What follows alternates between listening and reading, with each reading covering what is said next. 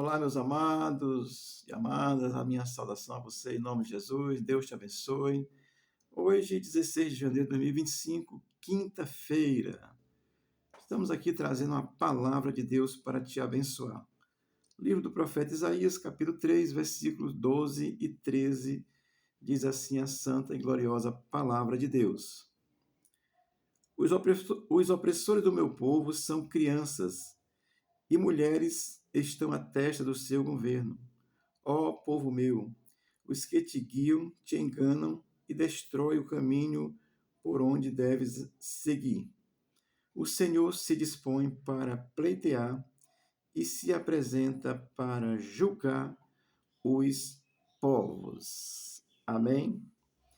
Vamos aqui aprender com a palavra de Deus. O profeta Isaías, esse homem de Deus que viveu aí cerca de 700 anos antes de Jesus nascer, e tem uma visão muito clara de Jesus e do contexto onde ele está vivendo.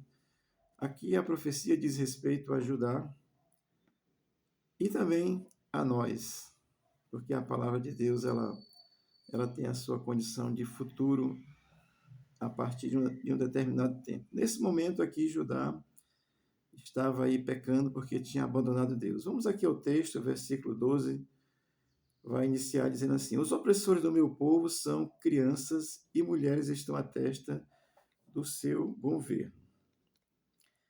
O profeta denuncia aqui assim a questão da opressão de Judá e assim eu vou usar a expressão, são pessoas sem capacidades no sentido de força, né, de poder assim tal, porque uma criança é criança, não tem tanta força assim para a guerra, para essas coisas e tal. Estou olhando nessa visão. E mulheres também, né? Assim, não é menosprezando a capacidade das mulheres, entendam. Mas assim, é quando o profeta faz essa comparação, ele está dizendo para Judá que Judá perdeu a capacidade de se governar, de tomar decisões. Por que isso? Porque abandonou Deus. E aí o profeta vai usar essa linguagem, dizendo, crianças estão te conduzindo aí, com mulheres estão à frente.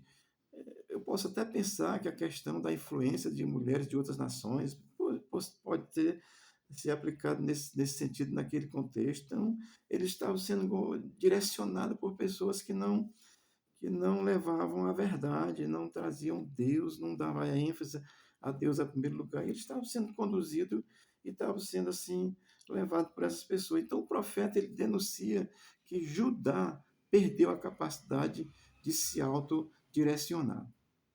Isso acontece com quem está sem Jesus hoje, é a mesma coisa, tá certo? Mas vamos aqui, portanto, o Judá, que seria o exemplo de Deus para aquele contexto, ele não está mais dando exemplo de povo de Deus. E aí o profeta usa essa linguagem de mulheres e crianças, crianças e mulheres, para dizer dessa incapacidade que Judá tem de se governar, de governar a si mesmo. Está tomando decisões erradas, tá certo? Então vamos aqui a segunda parte do versículo 12, que vai dizer assim: ó povo meu, os que te guiam te enganam e destrói o caminho por onde deve seguir. O profeta denunciando, vocês abandonaram Deus e vocês estão seguindo esses caminhos aí, os que estão te guiando, eles estão te enganando. Olha, eu vou dizer uma coisa aqui. Quando a gente olha a história de Israel, Israel conhecia Deus, sabia a história, sabia do Deus de Jacó, Abraão, Isaac e Jacó, o Deus único e verdadeiro, Criador dos céus e da terra. Judá conhecia isso, sabia disso no seu contexto. Mas Judá, assim, ele se deixou ser guiado por aqueles que estavam dizendo, olha, por aqui é bom, vamos lá, aqui é show. Eu vou aplicar isso, amado, na mesma coisa nos dias de hoje, tá certo? Tem pessoas que querem te levar para caminhos que são perversos, que são perniciosos, que você vai se perder, você vai estar distante de Deus e você vai sofrer por essas consequências. Judá, ele perdeu a capacidade de se autogovernar. Eu vou dizer assim, ficou facilmente de ser enganada, se deixou levar pela idolatria naquele contexto. E trazendo essa palavra para hoje, se você que não entende a revelação de Deus em Cristo e não se apropria disso profundamente, com firmeza da sua fé, você vai ser facilmente enganado. Alguém vai fazer um barulho por ali, você vai dizer, ali é bom, vamos lá.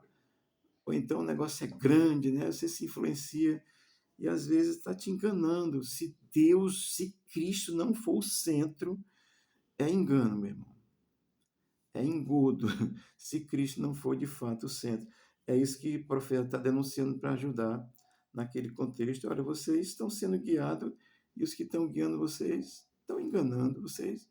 Mas a pior coisa que eu vou dizer é você se deixar ser enganado, porque Judá conhecia essa realidade do Deus único e verdadeiro. Então você também conhece, você sabe que Jesus é o Filho de Deus no contexto de hoje, que ele nasceu, pregou o Evangelho, foi crucificado pra, pelo nosso pecado, a oferta, né? E ressuscitou para nos justificar. Você sabe disso. E você se deixa enganar com muitas coisas que estão aí, com muitas coisas religiosas, e você pensa que ser religioso agrada a Deus. Não. O que Judá estava seguindo aqui eram as religiões dos outros povos, sendo enganados. Amém? Então, aplicando isso para hoje, isso é idolatria. Tudo isso por causa que Judá tinha abandonado Deus, tinha se esquecido de Deus, eu fico assim pensando, olha, estava querendo ser enganado. Porque com Cristo, meu Deus, oh Jesus, eu disse, meu Deus mesmo, meus amados, com Cristo o negócio é mais estreito, tá certo? Mas é bom, porque Jesus lhe leva para o caminho certo. O caminho largo, meu amigo, leva você à perdição. Judá se deixou levar por isso, tá certo? Porque os muitos deuses não tinham, você podia fazer qualquer coisa que era, era oferta a Deus, até sexo indevido, né? Como acontece hoje? É a mesma coisa, gente. Olha, Deus quer te salvar, tá certo? Deus está sempre à disposição. Vamos ver aqui o versículo 13, como é gracioso. Diz assim: o Senhor se dispõe para pleitear e se apresenta para julgar os povos, tá certo? O que isso significa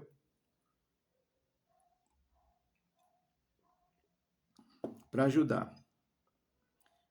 A visão do profeta, claro que ele está no contexto de Judá, mas aqui tem uma visão futura de Judá. Olha, quando vocês vão ser levados presos mesmo, vocês estão pecando, não querem se voltar para Deus. Estou dizendo uma linguagem bem clara, porque é isso que o profeta vem falando para ajudar. Tá certo?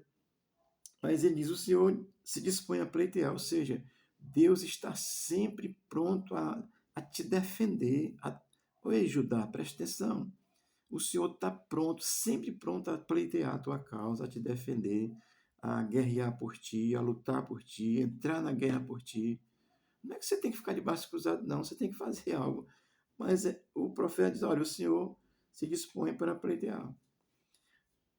Isso já está mostrando uma condição futura, porque o destino de julgar está designado, está traçado, eles já pecaram, vão ser levados cativos e foram levados cativos. O profeta está dizendo: olha, mas Deus está sempre pronto para pleitear, ou seja, para te defender.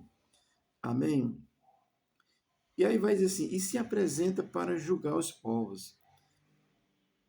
Olha, essa profecia, com relação a Judá, Deus entrou e trouxe Judá, julgou a nação que estava ali se prendendo e tal, e libertou o povo e tal. Então isso era futuro naquele contexto, e ele trouxe esse livramento para Judá naquele contexto, depois, aí muito tempo depois, tá certo? Eu estou dizendo isso, amados, também se julgar vale para hoje. Aqui nós podemos identificar uma condição futura de Deus falando para Judá e falando também para nós hoje, ainda futuramente, hoje que Jesus iria vir, isso era o futuro, e Jesus veio, e ele vai trazer, isso ainda é futuro, no sentido do julgamento final. Não estou aqui inventando coisa, não, porque quando você olha a Escritura, vai tendo tudo isso, e o profeta tem aqui uma visão futura com relação a Judá, que foi levado cativo, e depois Deus pleiteou, lutou por eles e trouxe eles de volta, depois de 430 anos. Então Deus está sempre pronto a pleitear a tua causa, a lutar por ti. O que você precisa fazer? Se voltar para Ele. Ah, mas eu faço tudo que eu faço e acontece e Deus me ajuda. Olhem, pode não ser o Deus de Abraão, Isaac e Jacó revelado em Jesus Cristo para os dias de hoje, tá certo? Então, essa profecia serve também para hoje. Porque a verdadeira liberdade, amada, está em Deus. E hoje está em Cristo. Olhe, em Cristo eu sou tão livre, que eu tenho a condição de escolher não pecar. Isso é liberdade. Dá para compreender isso? Porque quando os deuses lá estavam oprimindo, e aí eu vou usar aqui a expressão, quando o diabo oprime, ele vai te obrigar a pecar por causa da tua alma e da minha alma, que é pecaminosa. Mas em Deus, Judá estaria livre naquele contexto. E hoje, em Cristo, nós estamos livres. Sou tão livre que eu posso optar assim e dizer, eu não peco porque eu sou livre. Deus me dá a condição de ser tão livre que eu posso tomar essa decisão de não errar e principalmente não abandonar Cristo. Amém? Estou contextualizando porque a profecia no versículo 13 se aplica ao futuro, se aplicou ao futuro para Judá e se aplica ao futuro para nós, e Deus vai trazer um julgamento sobre a terra, tá certo? Judá foi levado cativo, tá certo? Porque abandonou Deus. E por outros deuses falsos. Hoje em dia é a mesma coisa em relação a Cristo, tá certo? Sem Cristo você vai ser facilmente enganado. A pessoa vai fazer um barulho, vai contar uma história bonita. Olha, com Jesus você tem que abandonar o pecado. Não dá para dizer que está com Jesus e vive pecando, não, tá certo? Deixa eu concluir essa reflexão aqui rápida para você, lendo João, Evangelho de João 3, 17 e 18. Diz assim: Pois Deus enviou o seu Filho ao mundo não para condenar o mundo, mas para que esse fosse salvo por ele, por meio dele. Quem nele crê não é condenado, mas quem não crê já está condenado, porque não crê no nome do Filho unigênito de Deus. É a mesma coisa para Judá. Judá abandonou Deus, perdeu-se naquele contexto. Mas como Deus restaura, restaurou Judá. É a mesma coisa para nós hoje. Se volte para Cristo. Sem Cristo você está longe de Deus, você está no caminho errado. Aqueles que vão te conduzir estão te enganando. Não se deixe enganar. Creia em Cristo, em nome de Jesus. Amém.